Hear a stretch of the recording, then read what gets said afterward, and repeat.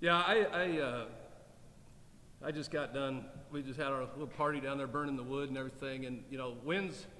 It's hard to win college football games in general, but being in this league, that's a special win for us. I think that's a really good football team. They were co-champion last year. They've always been a big physical team.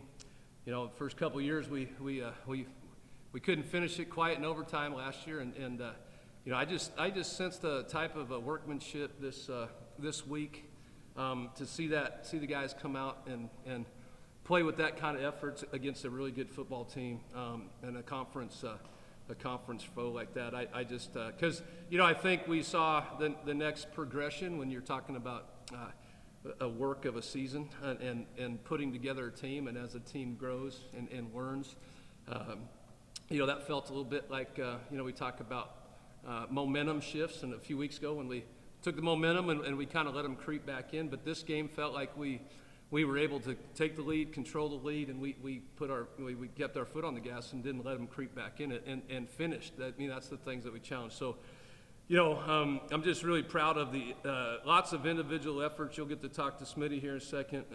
Not only having his first career touchdown day, we find out, but had a pretty explosive day. Coaching football is a blast when you have players that take coaching. He was challenged early on, challenging him a little bit because how good of a player he is. But taking coaching, he's been a lot more combative ever since week one, going up and getting balls, going after balls, and we're seeing that.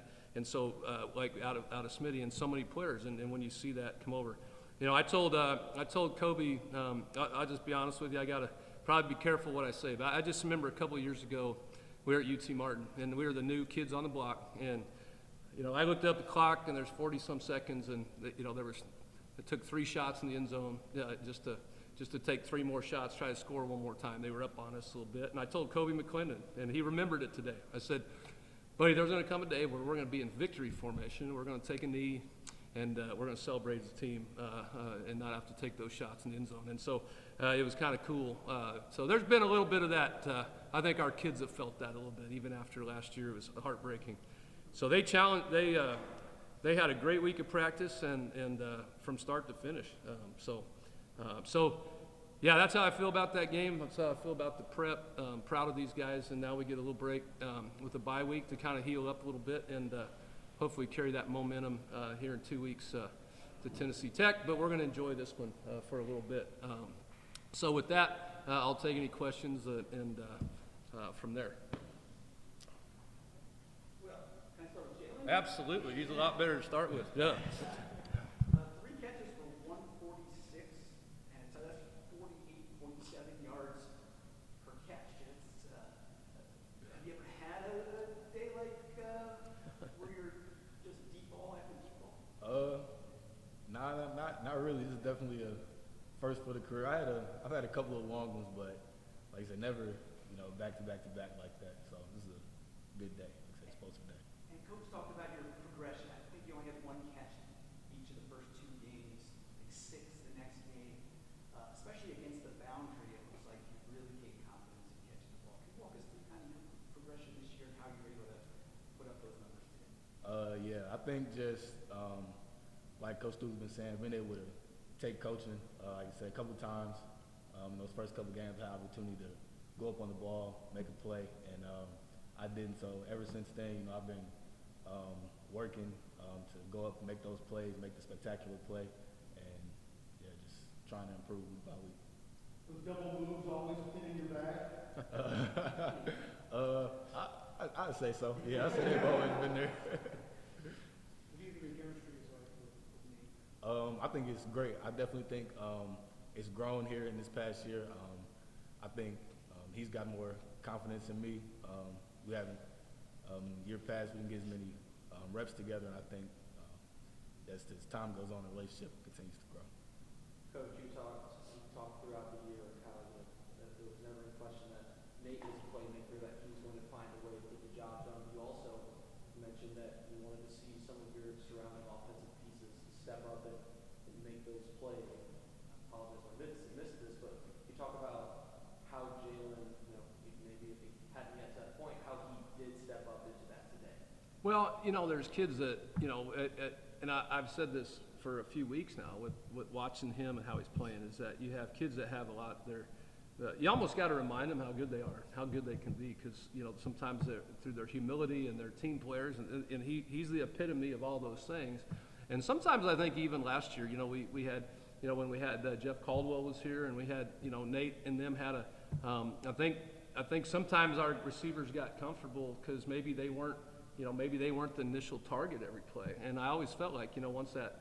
Because we had such a supporting cast, and that's what I meant by challenging, like Coach Jackson and Coach Avorka, of challenging him in not that he wasn't, like all of a sudden we got to. No, it was like, hey, you can be one of those big time receivers. You can do that, have that, because he's got great confidence in himself, and that's what we've seen and Nate's that kind of guy, and I think we have a receiving core that you're going to see throughout the year. It's fun as a coach when you have to start picking your poison. It's like if you have to start paying a lot of attention to him. We have Drew, we have Rico, we have a lot of receivers that you have to start to pick your poison on who you're going to defend because, and that's fun when you have an offense like that. But, yeah. And Jalen, I think each of those three receivers have had big games now and joined that group this year. What kind of pride do you and the wide receiver group take knowing that you guys have the ability to be able to share that distribution but also to be able to step up like you did today? We take extreme pride in that. We always say we're a deep room. Not just us three, but like everybody, can play and make plays. So, whenever opportunity presents themselves, like I said, we take great pride in knowing we can make those plays.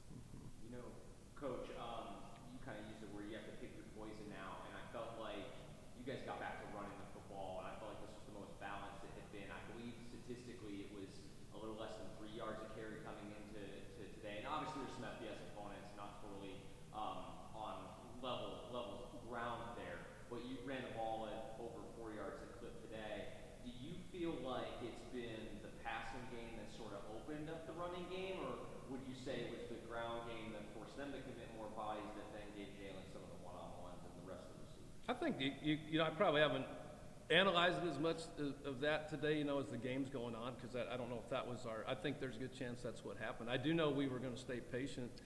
This first time Steve Hall's been healthy in a really long time. Yeah. Jared Rhodes has been, again, not battling through a bad ankle. I think these were the first 2 days games that those two probably felt the best that they've felt in a while with their ankles. And at their Warriors, they've been playing hurt. And that I got to give credit to their defensive line. I mean, their front seven is one of the better front sevens we're going to see. And so you got to stay patient with the run game. I think I think they know who Steve Hall is. They've watched Jared. They've seen how they've run the ball. They stack the box a lot, which like I said, I think sometimes people may, don't give respect. I'm kind of watching how they're defending him and getting up close. I mean, I was the old defensive coordinator.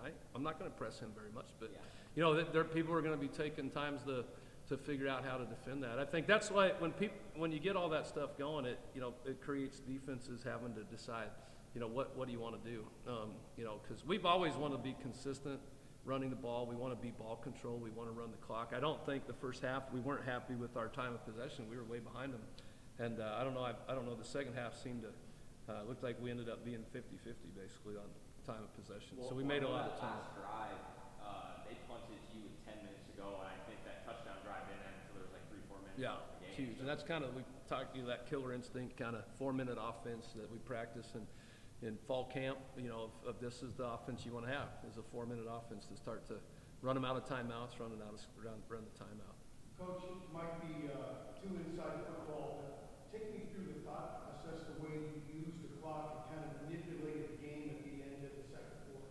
Yeah, I was like, because you don't want to. So we took there's a runoff, and and I don't know if they wanted to. They probably just wanted to get into halftime, but usually, we want to try to go down and score. We were a little disappointed we didn't get the first down, and so now it's like, well, you don't want to give them enough time. So we took the delay game because we were going to punt it. It gives AJ a little better chance to pin them deep.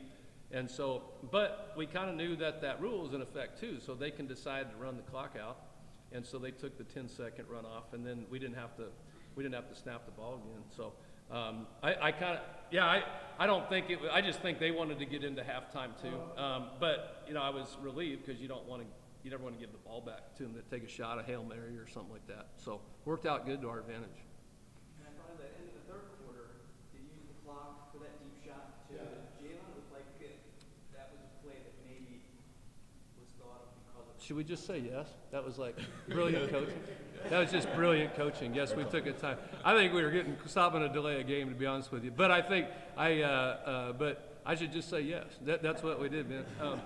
I'm trying to remember the exact time. I do think we got a look defensively. We didn't like Dusty. I told Dusty, you know, if I feel like a game's in a situation where we may need timeouts at the end of a game, and not taking this one for granted, but I felt like, you know, with the looks they were giving us defensively, we did take a couple timeouts because of what we saw, and thought, you know, one of them was to kind of keep from being a delay game, but we didn't feel 100% comfortable, and that might be the play you're talking about. So we did see a couple of things that we didn't like out of that. Jim, the three explosive plays that you guys had, the one that Nate ran all the way downfield, and that was the touchdown pass, and then the pass actually inside the 20. How about that and the way that it changed? Were you talking about what my 40 time is going down the sideline with them? Because I know that drew a lot of attention, I think. But no, what was your question? No, I know you're getting after the, no, it was how much did that change the momentum?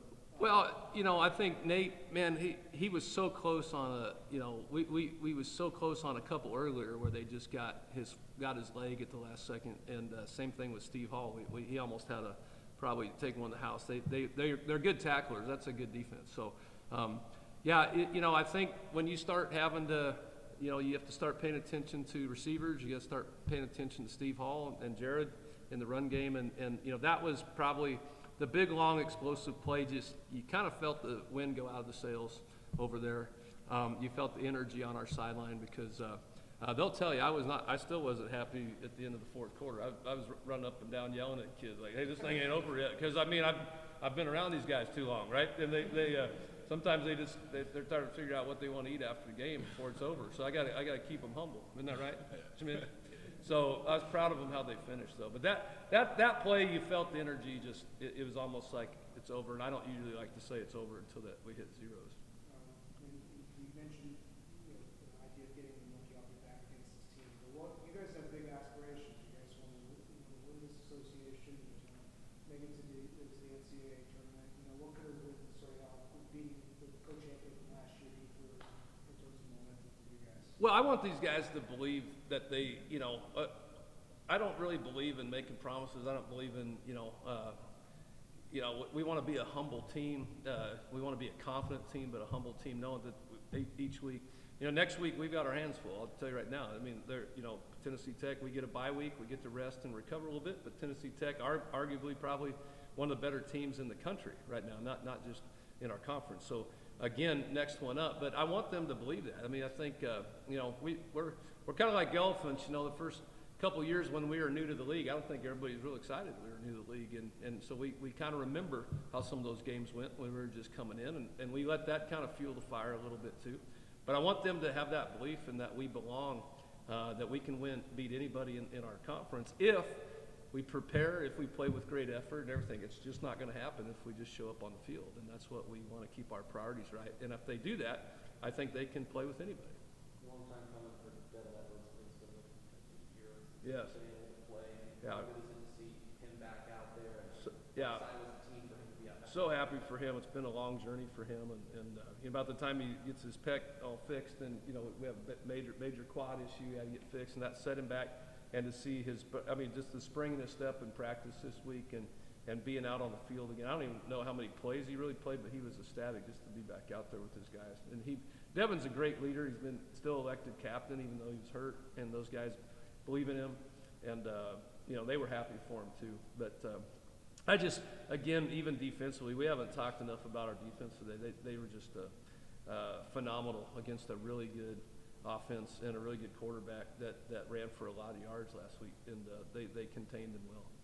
Yeah, Coach, I was just about to ask about the defense here. They really controlled Jace Bauer today and limited the UT Martin offense, who got going last week and kind of finally found their footing and kind of knew they were going to try to come out explosive this week. You guys controlled them to just those 2 touchdowns and only giving 32 net yards for Jace Bauer on the ground, who leads the team in rushing. What would you kind of credit that success in your defensive side?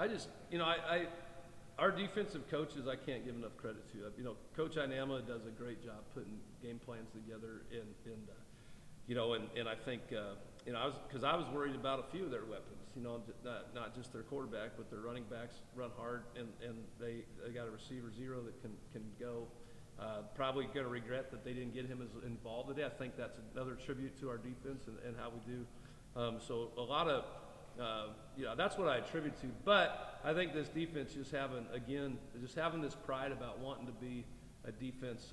You know, we kind of talk about, you know, filling in that line at the end of a sentence that, you know, I challenge them a lot to say, you know, when somebody leaves the field and somebody asks them, hey, and you know, when you play Lindenwood, what's that answer that they say at the end? Man, I play Lindenwood, it's a what? You know, is it easy? Is it hard? Is it tough? Like you get to control that narrative. Our defense has really taken a lot of pride in that, and they play, you know, they run to the ball. You know, we've given up some big plays, but when you're running to the ball, just like on the turnover, you know, we're going to see on film, you know, it's somebody coming backside pursuing the football that caused that fumble. You know, I think that's what I kind of remember, but it was backside pursuit, and you know, those are the things. That's a sign of a good defense.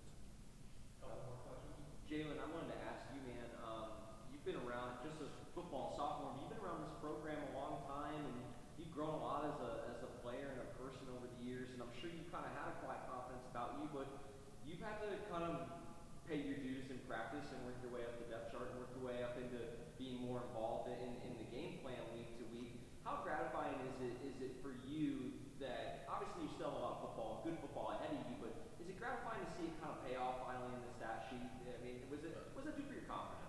Yeah, it definitely boosts the confidence a little. You know, like I said, I've been here for a little while now. Definitely been waiting to have, you know, one of these type of games. And yeah, it definitely feels good. Yeah. I think when he got here, his hair was only this short. Love this kid. One more question. Jalen, what's the vibe like for wide receiver? You, Rico, Drew, what's kind of like in there? It's pretty chill, you know. I say Rico, he's definitely. It could be a reality show. That's what I can tell you. I say Rico, he's definitely the life of the room, and you know, me and Drew, we kind of crazy enough. We're kind of the older guys in the room, and so. But no, we definitely have a lot of fun in there. But yeah, it's just a good time, love playing together. Yeah. Good bunch of kids. All right, thank you guys. Appreciate y'all. Thank you.